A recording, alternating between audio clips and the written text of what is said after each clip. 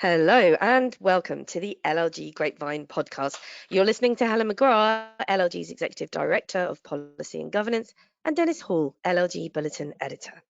Hello, everyone. Hello, Dennis. Now then, as we learn this week that ministers are purporting to be consulting with backbenchers over what the BBC terms the watering down of no-fault evictions, Prime Minister's questions got very hot under the collar indeed, but let us take a walk through some of the news items from last week's bulletin. What have you picked for us, Dennis? Well, interestingly, Helen, planning and planning policy is in the news. One of the biggest announcements from the Department of Levelling Up in recent weeks concerns the massive proposal to release brownfield sites for new development, as well as some significant changes to permitted development rights. Planning and development lawyers will be especially interested in this, and here's more. The government has launched consultations on changes to national policy to strengthen planning support for brownfield development, and also further changes to permitted development rights. The Department for Levelling Up Housing and Communities said that every council in England would be told that they will need to prioritise brownfield developments and instructed to be less bureaucratic and more flexible in applying policies that halt house building on brownfield land. The government also claimed that the bar for refusing brownfield plans would also be made much higher for those big city councils who are failing to hit their locally agreed house building targets. And the consultation, which is entitled Strengthening Planning Policy for Brownfield Development, contains three main proposals. First, there are changes to national planning policy to give significant weight to the benefits of delivering as many homes as possible, and to take a flexible approach in applying planning policies or guidance relating to the internal layout of development. And second, there are changes to the way the housing delivery test operates in the 20 towns and cities that are currently subject to the uplift in the standard method of assessment. This measure would introduce an additional presumption trigger where the housing development test score falls below 95%. And in these circumstances, the presumption in favour of sustainable development would apply to applications on previously developed land. The National Planning Policy Framework currently provides for a presumption in favour of sustainable development to be applied to a local authority where it scores below 75% in the housing delivery test. Third and finally, there's a review of the threshold for referral of applications to the Mayor of London. And the government is also consulting on changes to various permitted development rights. And the consultation contains a number of proposals covering householder extensions, the changes to building upwards rights, and new flexibilities concerning the operation of electric vehicle charge points, such as equipment housing and storage rights. The government has also published a review of the London Plan, led by Christopher Katkowski KC of King's Chambers. This also recommended a presumption in favour of brownfield development, suggesting that this might lead to between 4,000 and 11,500 additional homes per year in the capital.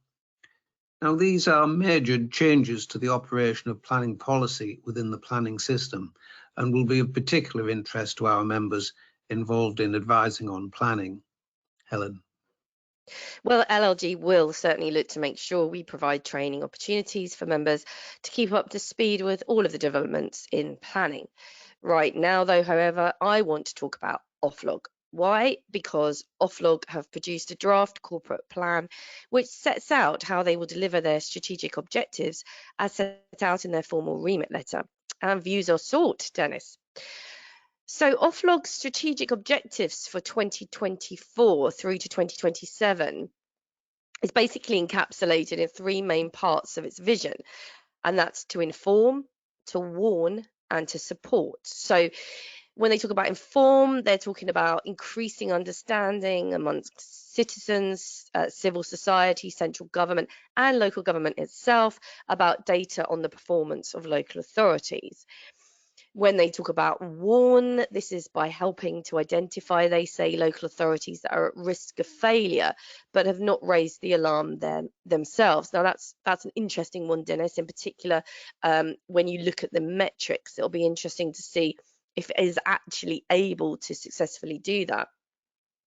And thirdly, when they talk about support, this is supporting local government to improve performance, productivity, and value for money, championing best practice, improving data capability, and rationalizing a complex data landscape. So OFLOG's draft corporate plan proposes how OFLOG will deliver the strategic objectives, as I've said, set out in its formal remit letter, and OFLOG and DLUC are asking for views on the plan. Now, in terms of impartiality, of course, that's been discussed quite a lot, especially in the press. The plan does acknowledge that many sector colleagues have asked how OFLOG can have the confidence of the sector unless its judgments are independent of ministerial sway. Now, OFLOG says that they understand that concern. They highlight the fact that the government committed in the Levelling Up white paper that OFLOG would be independent. However, it's important to state that it does remain part of DLUC. Ministers have apparently asked OFLOG to act with a quote spirit of independence and have committed not to exercise influence over outputs, although it will retain approval over any new metrics. OFLOG itself states it looks forward to OFLOG's increasing independence and that its integrity is assured through the independent oversight of Lord Morse. Now, Lord Morse, of course, was appointed the interim chair of the Office for Local Government on the 25th of January 2023 by the Secretary of State. Now, Dennis, I was only half joking last week about the mandatory ICO item in our podcast, but I see it is becoming a permanent fixture. So what news now?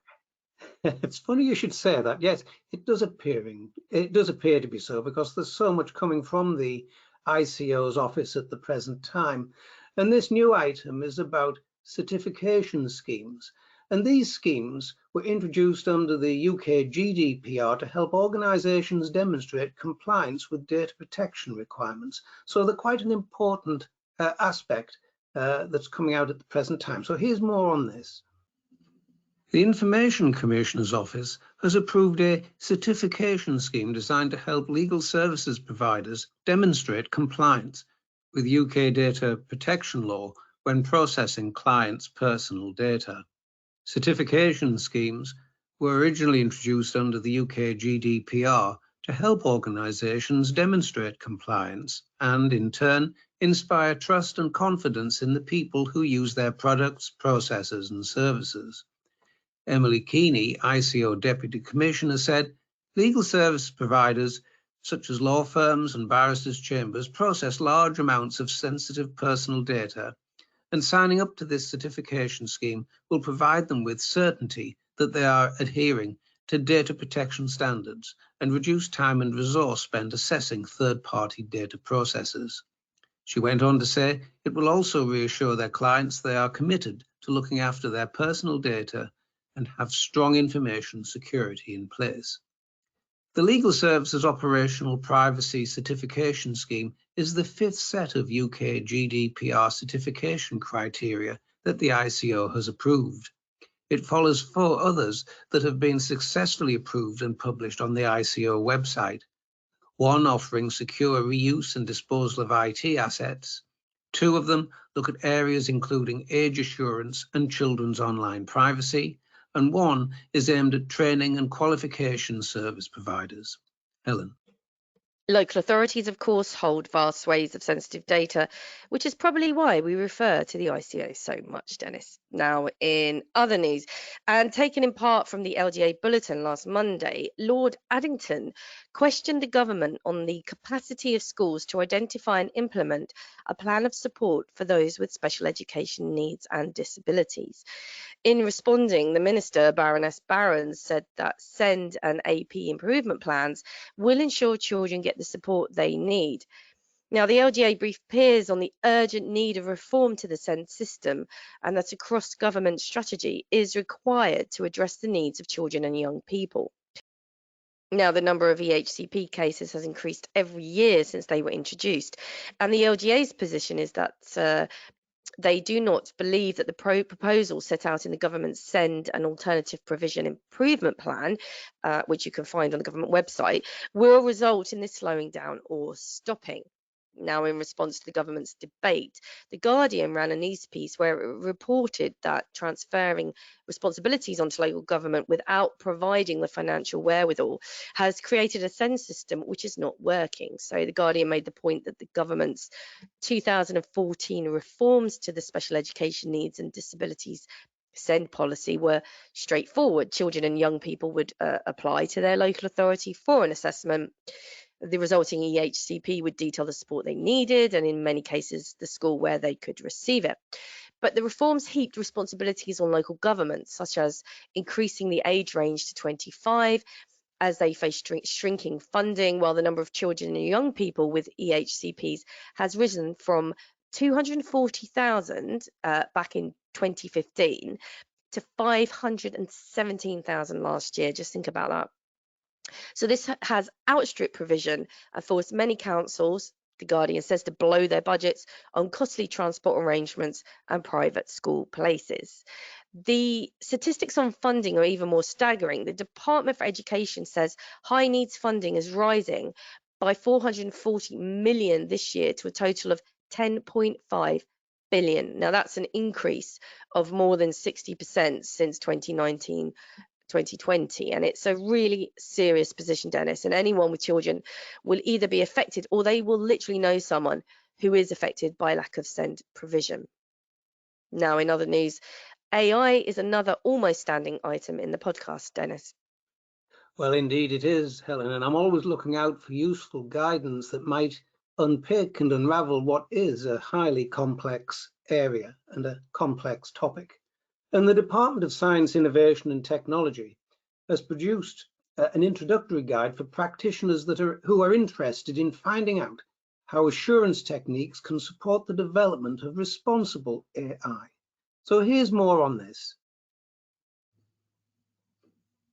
Artificial intelligence increasingly impacts on how we work, live, and engage with others.